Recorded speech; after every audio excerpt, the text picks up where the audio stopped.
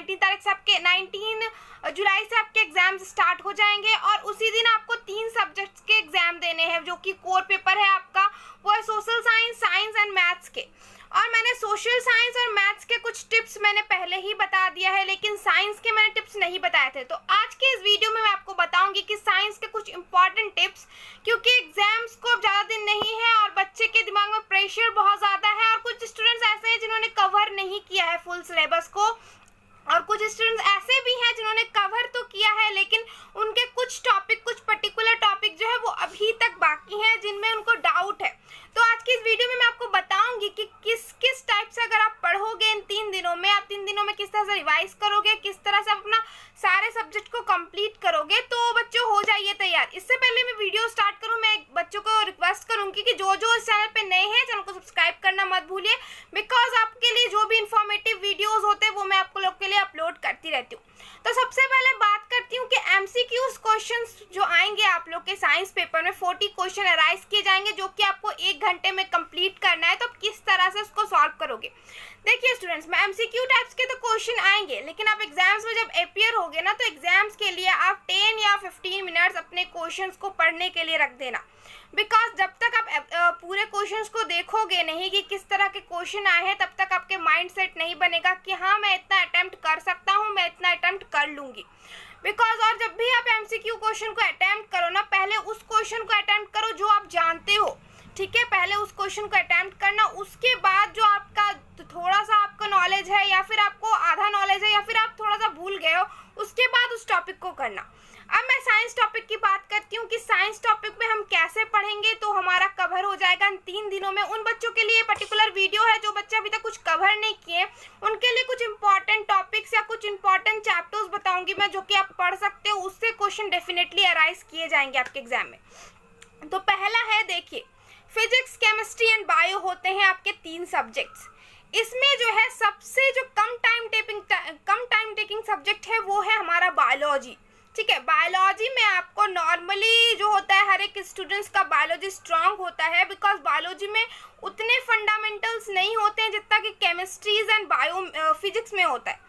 Chemistry and physics है थोड़ा सा दिमाग को घुमाने वाला, बिकॉज केमिस्ट्री में रिएक्शंस बहुत ज़्यादा होते हैं एंड फिजिक्स में जो है न्यूमेरिकल्स होते हैं जो आमतौर पे स्टूडेंट से थोड़ा टफ होता है बनाने के लिए। सबसे पहले मैं बायो की बात करती हूँ बाबू कि बायो में क्या स्ट्रैटेजी अपनाओगे जो आप जो है फुल्ली प्रिपेयर कर सकते हो, या फिर आप इतना तो कर सकते हो कि एग्जाम्स में आप क्लियर कर लो। एग्जाम्स में आपके जो है एटलीस्ट जो है बायोलॉजी में कम से कम आप 10 मार्क्स गेन कर सको। सबसे पहले मैं आपको बताती हूँ कि कितने कितने क्वेश्चंस अराइज होंगे। फिजिक्स में जो है ना आपका स्टूडेंट्स वो 14 मार्क्स का क्वेश्चन अराइज होगा, केमिस्ट्री में आपका 12 मार्क्स का एंड बायोलॉजी में आपका 14 मार्क्स का क्वेश्चन अराइज होगा। फिजिक्स एंड बायोलॉजी जो है 14 मार्क्स का क्वेश्चन आने वाला है फिजिक्स में एंड बायोलॉजी में। अगर आपने मार्क्स डिस्ट्रीब्यूशन का नहीं देखा है तो मैं डिस्क्रिप्शन में लिंक डाल दूंगी, आप लोग मार्क्स डिस्ट्रीब्यूशन का वहां देख सकते हो। तो बायो में भी 14 है और आपका जो है फिजिक्स में भी 14 है, तो दोनों जो है वो बहुत ज़्यादा वास्ट, मतलब ज़्यादा मार्क्स कंटेन कर रहा है, ठीक है बच्चों? तो देखिए बायो में अब आपको पढ़ना क्या है। सबसे पहले आपका चैप्टर है लाइफ प्रोसेस। लाइफ प्रोसेस में आपको उतना कुछ करना नहीं है, बिकॉज उसमें जो है ज़्यादा जो है कुछ सेप्रोफाइटिक है, कुछ पैरासिटिक है, इन सब के बारे में ज़्यादा है। लाइफ प्रोसेस में आपका उतना दिमाग लगाने वाला चैप्टर नहीं है, लेकिन जो आपके सवाल आते हैं वो किस चैप्टर से आते हैं ज़्यादा, वो मैं आपको बताती हूँ। सवाल जो आते हैं ना वो कंट्रोल एंड कोऑर्डिनेशन बहुत इंपॉर्टेंट है, हाउ डू ऑर्गेनिज्म रिप्रोड्यूस ये बहुत ज़्यादा इंपॉर्टेंट है, और आपका हेरिडिटी एंड इवोल्यूशन ये बहुत ज़्यादा इंपॉर्टेंट है। ये 3 चैप्टर जो है बहुत ज़्यादा इंपॉर्टेंट है और इस 3 चैप्टर से बहुत ज़्यादा क्वेश्चंस भी अराइज हो रहे हैं। अब बता रही हूँ कंट्रोल एंड कोऑर्डिनेशन में आप क्या पढ़ोगे, किस तरह से पढ़ोगे, ठीक है? इसमें जो है सबसे इंपॉर्टेंट है आपका प्लांट्स हार्मोन, ठीक है? हार्मोन्स का ध्यान रखिएगा। 4 तरीके के हार्मोन होते हैं, एब्सिसिक एसिड्स होते हैं, साइटोकाइनिन्स होते हैं और भी बहुत सारे होते हैं, उसको ध्यान रखिएगा। उसके बाद मैं बताती हूँ कि प्लांट्स में उतना जो कंट्रोल एंड कोऑर्डिनेशन में प्लांट्स में उतना ज़्यादा नहीं है। कुछ होता है जैसे ट्रॉपिज्म वगैरह है कि प्लांट का किस तरह से मूवमेंट होता है, जो कोई जियोट्रॉपिज्म होता है, कोई फोटोट्रॉपिज्म होता है, ये सब जो शॉर्ट पॉइंट्स है इसको थोड़ा याद रखिएगा। हो सकता है आपसे पूछा जा सकता है कि लाइट की टुवर्ड्स के मूवमेंट को हम लोग क्या कहते हैं, जो प्लांट लाइट की टुवर्ड मूव करता है तो उसको फोटोट्रॉपिज्म कहते हैं। ये सब जो है इंपॉर्टेंट है, ठीक है? बताती हूँ कि कंट्रोल एंड कोऑर्डिनेशन में प्लांट्स में ये इंपॉर्टेंट था, लेकिन एनिमल्स में थोड़ा ज़्यादा इंपॉर्टेंट है। एनिमल्स को पढ़ना बहुत ज़्यादा नेसेसरी है। अब एनिमल्स में आप क्या ज़्यादा फोकस करोगे? सेंट्रल नर्वस सिस्टम, ये बहुत इंपॉर्टेंट टॉपिक है। इससे जो है आपका 1 नंबर का या 2 नंबर, 1 नंबर का क्वेश्चन तो आपका अराइज होगा ही सेंट्रल नर्वस सिस्टम से, ठीक है। 1 या 2 नंबर का क्वेश्चन अराइज होगा, ये पक्का है। जिसमें कि आपको ब्रेन के बारे में पढ़ना है। ब्रेन में जैसे कि 3 पार्ट्स होते हैं, cerebellum, cerebrum and medulla oblongata. तो ये जो है ये बहुत ज़्यादा इंपॉर्टेंट है, इसको आपको पढ़ना है। इनके हर एक पार्ट को आप अच्छे से पढ़ लीजिएगा, बिकॉज हो सकता है अराइज कर देगा कि सेरिबेलम का जो क्या यूज है, कुछ दे देगा, आपको ऑप्शन दे देगा 4, उसको आपको टिक करना है, ठीक है। ये हो गया इसका। और क्या पढ़ोगे? देखिए, और है एक आपका नर्वस सिस्टम के बारे में पढ़ना है, जैसे कि उसमें रिफ्लेक्स एक्शन वगैरह है, उन सबको भी थोड़ा ध्यान दे दीजिएगा, उससे भी क्वेश्चन पूछे जा सकते हैं। उसके बाद आपको जो है ग्लैंड्स के बारे में पढ़ना है, जिसमें कि 2 टाइप के था, एंडोक्राइन एंड एक्सोक्राइन ग्लैंड। इसके बारे में भी थोड़ा नॉलेज रख लीजिएगा। और अब इसमें क्या पढ़ना है? एंडोक्राइन एंड एक्सोक्राइन ग्लैंड्स के बाहर जो आपका जो है बहुत सारा होता है कि हाइपोथैलेमस है, पिट्यूटरी ग्लैंड्स है, इन सब के बारे में थोड़ा थोड़ा नॉलेज रख लीजिएगा। ये तो हो गया कंट्रोल एंड कोऑर्डिनेशन का बात, ठीक है। इसमें इतना ही पढ़ लीजिएगा, एटलीस्ट आप जो है एक दिन में इतना तो कवर कर ही सकते हैं। अब मैं बात करती हूँ आपका लाइफ प्रोसेस का बात हो गया, कंट्रोल एंड कोऑर्डिनेशन का बात हो गया। अब है आपका थर्ड टॉपिक जो कि है आपका हाउ डू ऑर्गेनिज्म रिप्रोड्यूस। ये बहुत ज़्यादा इंपॉर्टेंट टॉपिक है। मोस्टली स्टूडेंट्स जो होते हैं वो इसी चैप्टर में कंफ्यूज होते हैं। अब इसमें आपको क्या पढ़ना है वो बताती हूँ। जैसे कि बच्चों आपको पता है कि इसमें प्लांट्स के बारे में भी रिप्रोडक्शन है एंड एनिमल्स के बारे में भी रिप्रोडक्शन है, लेकिन जो प्लांट्स और एनिमल्स में क्या इंपॉर्टेंट है वो बच्चे नहीं जान पाते हैं। अब मैं बताती हूँ कि क्या इंपॉर्टेंट है। इसमें जो है रिप्रोडक्टिव पार्ट बहुत ज़्यादा इंपॉर्टेंट है, इससे क्वेश्चन बहुत ज़्यादा अराइज होता है। रिप्रोडक्टिव पार्ट क्या हो गया? प्लांट की जो फीमेल होती हैं उनका रिप्रोडक्टिव पार्ट क्या होगा, या और जो रिप्रोडक्टिव पार्ट होता है उसमें आप क्या क्या पढ़ोगे, जैसे कि हो जाता है रिसेप्टिकल्स, कार्पेल, पिस्टल, स्टामेन्स, इन सब के बारे में आपको नॉलेज एटलीस्ट रखना होगा। थोड़ा जो है पोलिनेशन पे भी ध्यान दे दीजिएगा। और तो आपको पता ही है कि sexual reproduction, asexual reproduction, vegetative propagation, ये सब तो इजी है, ये सब आप एक बार भी पढ़ोगे तो आपको समझ आ जाएगा। बडिंग हो गया, रीजनरेशन हो गया, ये सब इजी है, इसको एक बार पढ़ लोगे तो ये आपको याद हो जाएगा।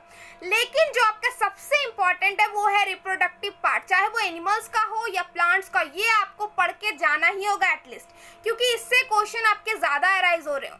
और मैं आपको बता दूं, जो मैं आपको बता रही हूँ वो पेन पेंसिल से नोट करते जाइए। अगर आप एटलीस्ट इसको ही पढ़ लीजिएगा तो आप जो है 14 में से 10 या 9 मार्क्स गेन कर सकते हो। मैं उस स्टूडेंट्स की बात कर रही हूँ जो स्टूडेंट्स अभी तक कुछ पढ़े नहीं है, उनको समझ नहीं आ रहा है साइंस में क्या पढ़ना है। अब देखिए, मैं बात करती हूँ कि जो ह्यूमन रिप्रोडक्टिव सिस्टम में आपको क्या पढ़ना है। ह्यूमन रिप्रोडक्टिव सिस्टम में तो आपको पता ही कि उसमें बहुत सारे पार्ट्स हैं, और जो भी पार्ट्स हैं उनके बारे में आपको पढ़ना है। ह्यूमन में आपको मेल फीमेल दोनों को ध्यान रखना होगा, उसमें दोनों के बारे में जानना होगा कि किसका क्या काम है, किसका कौन सा फंक्शन है, कौन क्या करता है। ये बहुत ज़्यादा इंपॉर्टेंट है, ठीक है स्टूडेंट्स।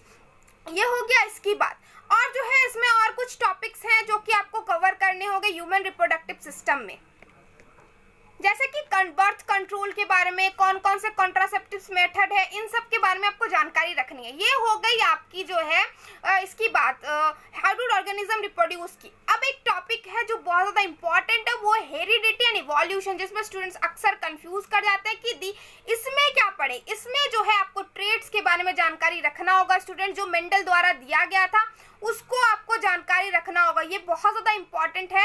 और इससे ज़्यादा क्वेश्चन अराइज हो सकते हैं, जैसे कि टॉल प्लांट्स हो गया, शॉर्ट प्लांट्स, जब इसको क्रॉस करेंगे तो क्या आपका बनेगा फर्स्ट जनरेशन में, सेकेंड जनरेशन में, ये आपको एक बार सीख लेना है। जैसे कि इसमें बहुत सारे पार्ट्स होते हैं, डाईहाइब्रिड क्रॉस, मोनोहाइब्रिड क्रॉस, इन सबको अगर आप नॉलेज रखोगे ना तो ये ऑटोमेटिकली आपका बन जाएगा, ठीक है स्टूडेंट्स। ये हो गया आपका हेरिडिटी का, ये हो गया तो हेरिडिटी का। लेकिन इसमें जो है कुछ और भी थोड़ा सा पढ़ लीजिएगा, जैसे कि बर्ड्स के बारे में पढ़ना है, बर्ड्स वगैरह के बारे में, स्पेसिमेंस के बारे में पढ़ना है, सेक्स डिटर्मिनेशन पढ़ लीजिएगा, एंड ब्लड ग्रुप। ये हो गया बायोलॉजी का, ये बहुत ज़्यादा इंपॉर्टेंट है। एंड जो नेक्स्ट एक आपका चैप्टर है मैनेजमेंट ऑफ नेचुरल रिसोर्स, इसमें आपको थोड़ा थोड़ा खुद से पढ़ना है, हार्वेस्टिंग के बारे में है वगैरह वगैरह, इन सबको पढ़ लेना है, ठीक है। अब केमिस्ट्री में आते हैं और फिजिक्स में आते हैं। फिजिक्स में सबसे इंपॉर्टेंट क्या है स्टूडेंट्स, वो मैं आपको बताती हूँ। फिजिक्स में आपको सीरीज पैरेलल से एक क्वेश्चन अराइज किया जाएगा, सीरीज पैरेलल से डायरेक्ट क्वेश्चन अराइज किया जा सकता है। इसको अगर इसमें डालेंगे तो उसमें कितना होगा, ये सब वगैरह सीरीज पहले से आएगा। फिर convex lens, concave lens, image कहाँ बनता है, F1 F2 जो भी पोल्स वगैरह है उसको पढ़ लीजिएगा, ये बहुत ज़्यादा इंपॉर्टेंट है। फ्लेमिंग्स का रूल्स याद रखिएगा, लेफ्ट हैंड राइट हैंड, ये सब जो है बहुत ज़्यादा इंपॉर्टेंट है, ठीक है। न्यूमेरिकल्स आपके 1 या 2 क्वेश्चन अराइज किए जाएंगे न्यूमेरिकल्स से। वो क्या न्यूमेरिकल्स हो सकता है, वॉट दे देगा, एम्पियर दे देगा, इन सब के इलेक्ट्रिक करंट के बारे में कुछ फाइंड करना होगा, ये सब इंपॉर्टेंट है आपका फिजिक्स में। और मैं बताती हूँ आपको क्या पढ़ना है केमिस्ट्री में। केमिस्ट्री में आपको क्या क्या ध्यान रखना है, पहले तो पीरियोडिक टेबल आपको रटा होना चाहिए। पीरियोडिक टेबल से डायरेक्ट क्वेश्चन आ सकता है कि आपका जो है कि ग्रुप्स और पीरियड्स में, मान लीजिए पोटासियम है वो कितने ग्रुप्स में आता है, कितने पीरियड्स होते हैं, ग्रुप पीरियड्स कितने होते हैं टोटल हमारे पीरियोडिक क्लासिफिकेशन में, ये आपको ध्यान में रखना है। मेटल्स नॉन मेटल्स के बारे में जानकारी रखनी है, कौन सी मेटल्स है कौन से नॉन मेटल्स है, इन सब के बारे में जानकारी रखना है। और जो है कुछ क्वेश्चन जो है फॉर्मूला पे आ सकते हैं, फॉर्मूला जैसे हो गया पेंटेन का फॉर्मूला बताइए, या ब्यूटेन का फॉर्मूला क्या होता है, मीथेन का फॉर्मूला क्या होता है, ये सब इंपॉर्टेंट। मैं शॉर्टकट बता रही हूँ आप लोग को जिससे आप जो है मार्क्स गेन कर सकते हो। एटलीस्ट आप 30 तो मार्क्स गेन कर ही पाओगे अगर इतना पढ़ लेते हो तो, ठीक है। और अगर क्या हो गया, और जैसे कि आपके चैप्टर से लाइट पीरियोडिक क्लासिफिकेशन हो गया, कार्बन एंड इट्स कंपाउंड्स में आपको पढ़ लेना है, ग्रेफाइट के वगैरह वो कार्बन का यूज पढ़ लेना है, कार्बन कहाँ कहाँ लगता है, कार्बन का कार्बन कितने नंबर पे आता है, ये सब पढ़ना है। फिर ग्रेफाइट्स के बगल में उसमें कितने जो होते हैं एलोट्रॉप्स होते हैं, एलोट्रॉप्स ये सब पढ़ लेना है, इन सबसे इंपॉर्टेंट है। एसिड बेस एंड सॉल्ट का मैंने बता दिया कि एसिड बेसिस एंड सॉल्ट्स में आपको क्या क्या पढ़ना है, ठीक है। एसिड बेस एंड सॉल्ट्स वो इजी चैप्टर्स है, उसमें ज़्यादा दिमाग नहीं लगाना है। पीएच मात्रा सबका याद रखिएगा कि वाटर का पीएच कितना होता है, ये सब याद रखिएगा। कभी कभी रिफ्रैक्टिव इंडेक्स पूछा जाता है, ठीक है, ये लाइट चैप्टर का है, इसको ध्यान में रखिएगा। ये सारा इंपॉर्टेंट टॉपिक हो गया आपका साइंस का। अगर इसमें अगर और भी कोई भी आपको डाउट है, कोई भी क्वेरीज है, मेरे कमेंट सेक्शन में कमेंट कीजिएगा, मैं सारे डाउट क्लियर करने की कोशिश करूंगी बच्चों। और सभी को मन से एकदम दिमाग थोड़ा सा माइंड स्थिर करके पढ़िए, बिकॉज 3 दिन है एग्जाम्स में और आप लोग को बहुत सारा सिलेबस है, ठीक है। Thank you, have a nice day.